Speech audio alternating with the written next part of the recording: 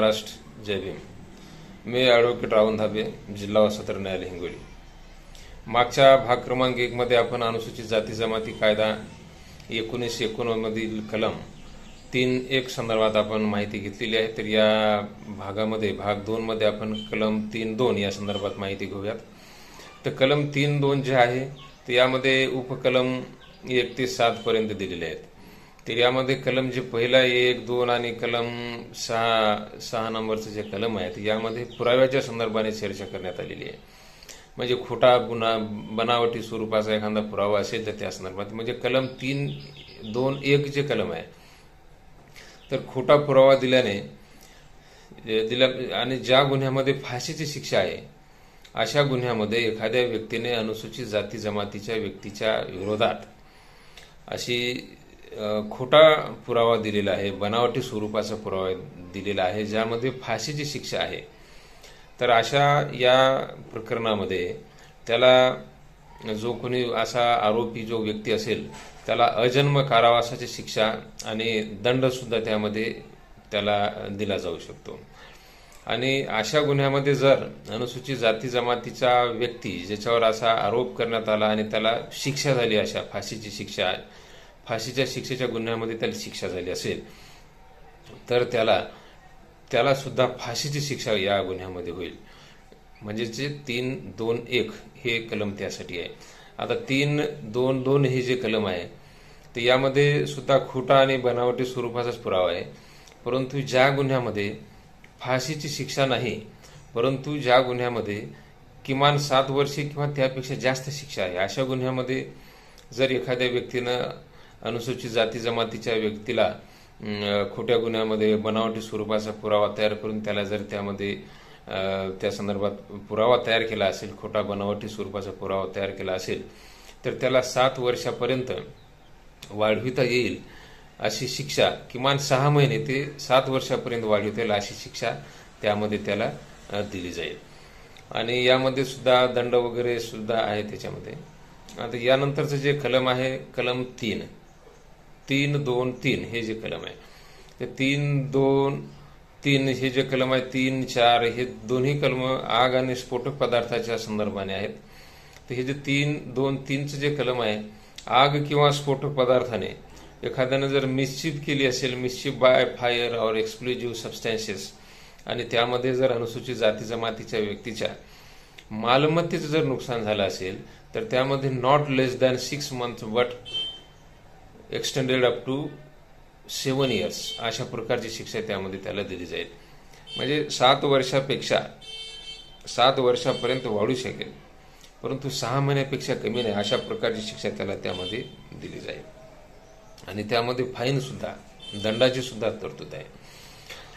जे चौथे जे कलम आहे याच्यामधलं त्याच्यामध्ये या संदर्भाने जर एखाद्या अनुसूचित जाती जमातीच्या व्यक्तीच्या म्हणजे त्याचं ड्वेलिंग प्लेस असू द्या, वर्शिपिंग प्लेस असू द्या किंवा मग त्याचं एखादं place of custody of property म्हणजे एखादी मालमत्ता ठेवण्यासाठीची जागा, गोदाम वगैरे जे काय असेल अशा ठिकाणी जर त्यानं आग लावली असेल किंवा स्फोटक पदार्थ लावून त्यानं जर ती जागा ओढून दिली असेल तर अशा गुन्ह्यामध्ये लाईफ इम्प्रायझनमेंट आहे, म्हणजे अजन्म कारावासाची शिक्षा आणि त्यामध्ये फाईन सुद्धा त्याला भरावी लागेल जेवढं नुकसान झाले तेवढं.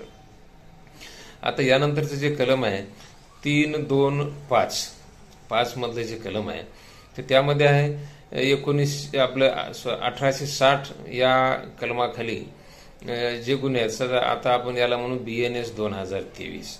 तर ज्यामध्ये 10 वर्षे किंवा त्यापेक्षा अधिक शिक्षा असलेला एखादा अपराध केला असेल एखाद्या व्यक्तीने तर त्या तेवढीच शिक्षा म्हणजे त्या मुदती एवढी शिक्षा त्याला या कलमानुसार दिली जाईल. म्हणजे 3(2)(5) या कलमानुसार म्हणजे 10 वर्षे किंवा त्यापेक्षा जास्त शिक्षा असणारा परंतु फाशीची शिक्षा नाही, त्याच्यामध्ये अजन्म कारावास वगैरे नाही. तर अशा याच्यामध्ये जर असेल तर त्याला तेवढी शिक्षा म्हणजे जेवढी त्या IPC मध्ये किंवा BNS मध्ये जेवढ्या शिक्षेची तरतूद आहे तेवढी शिक्षा या कलमानुसार त्याला दिली जाईल. आता यानंतरचं जे कलम आहे 3(2)(5)(1) म्हणजे 5 मध्ये स्फोट कलम केलेले आहे त्यांनी. म्हणजे या अनुसूचितमध्ये, या कायद्याच्या अनुसूचित जे कलम दिलेले आहेत, म्हणजे IPC मधले काही कलमाची अनुसूचित दिलेली आहे, त्यामध्ये कोणताही गुन्हा एखाद्या आरोपीनं जर केला असेल, म्हणजे तो गुन्हा कोणता असेल, लाईफ अगेन्स्ट पर्सन असेल, अगेन्स्ट प्रॉपर्टी असेल, तर त्यामध्ये त्या गुन्ह्याच्या शिक्षेनुसार त्याला या कायद्यानुसार सुद्धा शिक्षा दिली जाईल. म्हणजे एखाद्या गुन्ह्यामध्ये 5 वर्षाची शिक्षा आहे, किंवा आता उदाहरणार्थ आपण जर गृहीत धरलं, आपण 326 आहे, किंवा मग आता दुसरा जे गुन्हा आहे 363, आता कलम बदलले, ते 137 झाले, 117 झाले त्याच्यामध्ये. तर त्या गुन्ह्यामध्ये जी शिक्षा असेल तीच शिक्षा या कायद्याखाली सुद्धा या कलमानुसार दिली जाईल. परंतु आता याच्यामध्ये फरक असा आहे, मागच्या कलमामध्ये जर पाहिला आपण 5 मध्ये, तर 10 वर्षे किंवा त्यापेक्षा अधिक शिक्षा असं त्याच्यामध्ये दिलेलं आहे. तर या कलमामध्ये एवढंच आहे की बाबा त्या जे काय त्या कायद्यामध्ये तरतूद असेल, पण 10 वर्षापेक्षा जर नसेल, 10 वर्षापेक्षा कमी असेल, किंवा अशा प्रकारची कोणता जर गुन्हा त्यानं कमिट केला असेल या अनुसूचित दिलेल्यामध्ये, या ॲट्रॉसिटी कायद्याच्या अनुसूचीमध्ये एखादा गुन्हा कमिट केला असेल, त्यानुसार त्याला शिक्षा केली जाईल. आता यानंतरचे जे कलम आहे, कलम 6, 326.